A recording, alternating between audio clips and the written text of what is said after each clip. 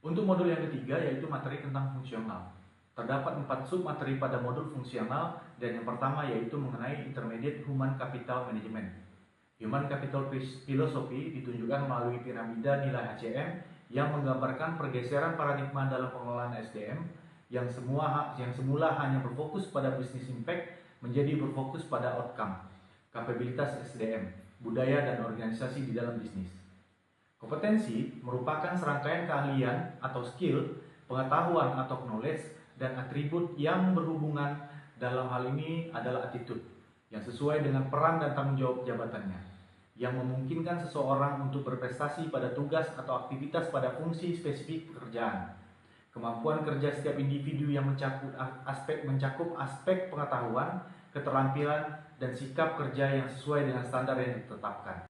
Manajemen kompetensi dan pengembangan SDM merupakan proses membuat, mengelola, dan mengembangkan serangkaian pengetahuan, keterampilan, serta sikap perilaku karyawan untuk memastikan bahwa perusahaan memiliki sumber daya manusia yang memadai untuk menjalankan strategi bisnisnya. Manajemen kinerja merupakan proses untuk memastikan bahwa karyawan bekerja sesuai dengan misi organisasi, dan manajemen kinerja merujuk pada proses pendekatan yang sistematis untuk meningkatkan dan mengembangkan kinerja individu dan tim dalam meningkatkan efektivitas organisasi secara menyeluruh.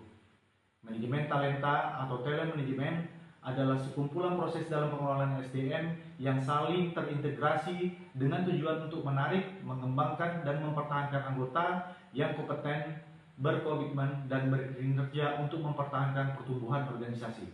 Manajemen karir adalah serangkaian aktivitas pengelolaan karir karyawan untuk mengatur perpindahan jabatan karyawan sehingga perusahaan akan mendapatkan suksesor atau pengganti yang memiliki kualifikasi, kompetensi, dan pengalaman yang sesuai dengan setiap posisi atau jabatan. HRS berkaitan dengan manajemen SDM melalui sistem yang terpadu dan tersentralisasi, merupakan infrastruktur pendukung dengan memanfaatkan sistem teknologi informasi dalam pelaksanaan aktivitas pengelolaan SDM di perusahaan atau organisasi dengan tujuan mengelola data dan kegiatan yang berkaitan dengan SDM melalui sistem yang tersentralisasi. Fungsi utamanya untuk menyediakan informasi berbasis data, up to date dengan dukungan jaringan internet sehingga mendukung pengambilan keputusan mengenai human capital. Submateri yang kedua dari modul fungsional yaitu mengenai manajemen keuangan. Salah satu fungsi utama dalam manajemen perusahaan modern adalah manajemen keuangan. Terdapat dua bagian dalam keputusan manajemen keuangan. Yang pertama sisi aset terkait dengan keputusan alokasi dana, dan yang kedua adalah sisi liabilities dan equity terkait dengan keputusan pembiayaan. Keputusan penggunaan dana berfokus pada penggunaan dana untuk operasional dan investasi, sedangkan keputusan pembiayaan berkaitan dengan cara memperoleh dana. Manajemen keuangan bertujuan untuk memperoleh dan menggunakan dana secara optimal untuk memaksimalkan nilai bagi pemegang saham. Fungsi pengelolaan keuangan perusahaan ditangani oleh suatu direktorat atau departemen, biasanya disebut dengan finance atau keuangan. Tugasnya meliputi manajemen keuangan dan akuntansi perusahaan. Unit pengelolaan keuangan antara lain akuntansi, keuangan, anggaran, dan verifikasi. Selain berhubungan dengan pihak internal, unit pengelolaan keuangan perusahaan juga berinteraksi dengan pihak eksternal. Interaksi ini penting untuk pembiayaan dan kepatuhan.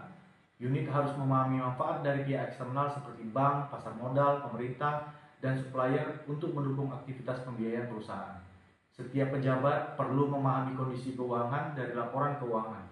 Laporan tersebut memberikan informasi dan gambaran umum tentang kondisi keuangan yang akan dianalisis untuk membantu manajemen dalam mengambil keputusan. Jenis laporan keuangan meliputi laporan posisi keuangan, laba rugi, arus kas, perubahan ekuitas, dan laporan keuangan internal. Laporan yang disusun menurut standar akuntansi adalah laporan posisi keuangan, laba rugi, arus kas, dan perubahan ekuitas, dan standar akuntansi yang digunakan di Indonesia adalah Pernyataan Standar Akuntansi Keuangan atau PSAK. Laporan keuangan internal disusun sesuai kebutuhan manajemen perusahaan.